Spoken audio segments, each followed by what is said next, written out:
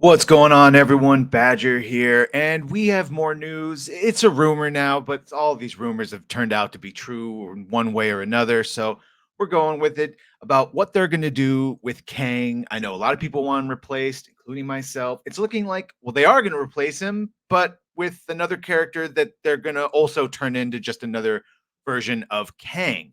So here we go from comic book movie. Marvel Studios currently finds itself in a major, no pun intended, predicament.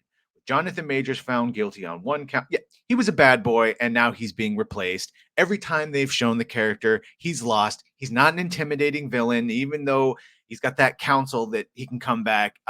Kang, to me, is more just of an annoyance. I never thought he was intimidating. I thought Majors is an overactor. No offense, Jonathan, but he's a stage actor, and it just doesn't translate very well, I think, compared to a Thanos or something like that. And they had their chance. It's going to note here in Loki season 2 to fully replace him, but of course he hadn't been found guilty at that time, or even I think had not yet come to light. Either way, they've had their chances, and now instead of just ignoring it, they're going to double down. It seems like, and use Avengers: Secret Wars to cast him as the Beyonder.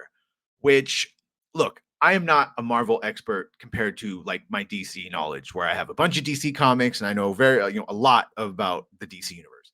I know fuck all about Marvel when it comes right down to it. The only thing I really know about Marvel is from the awesome animated shows that I used to watch. In fact, we don't need this article anymore. But what I will show you is if they're going to use the Beyonder, they're going to turn Kang into a Beyonder.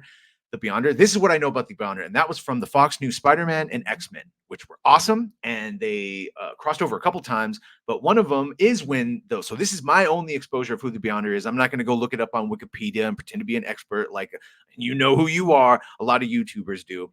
This is my only exposure to him, and I'm gonna just play some of this. This was during they had the Captain America, they had Iron Man because Iron Man did have his own series, and they had Hulk. Look, just take a couple seconds of this. Hopefully, I don't get copyright for it.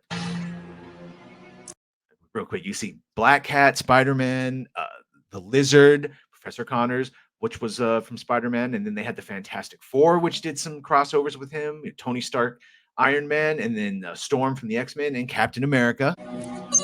We're over 50 miles away. So how do we fight him?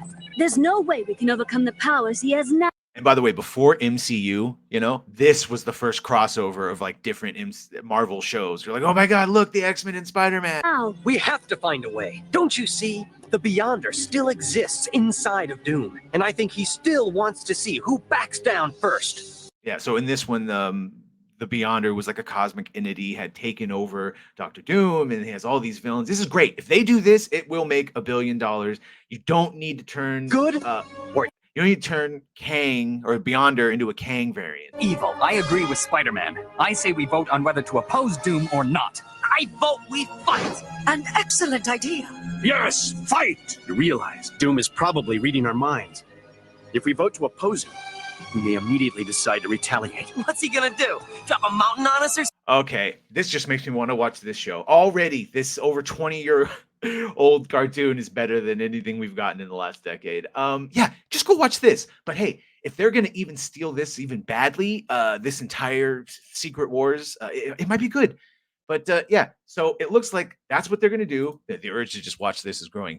Looks like they're going to be moving forward with Kang, but essentially having him recast and saying that the Beyonder is the Omega Kang and he can just wipe out everyone else. And then Kang will now be the Beyonder. And then when they get rid of him, that's it. It'll be done. It'll be over. But that's how that's how they're gonna, it looks like, cap off Kang is by recasting and turning him into another big bad that'll probably just be beaten in Secret Wars, Avengers, Secret Wars, Kang, not Kang Dynasty, Kevin Feige Dynasty.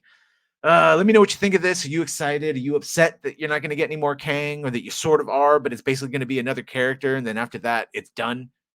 I don't know.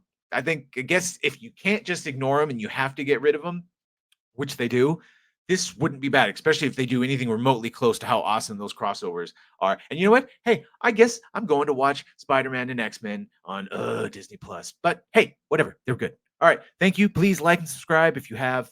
Thank you. If you're going to, thank you. And if you haven't, well, you know what? What are you doing? It's free. Hope you stub your toe. Come back. Come back and hate watch me. One day you'll like. One day you'll like.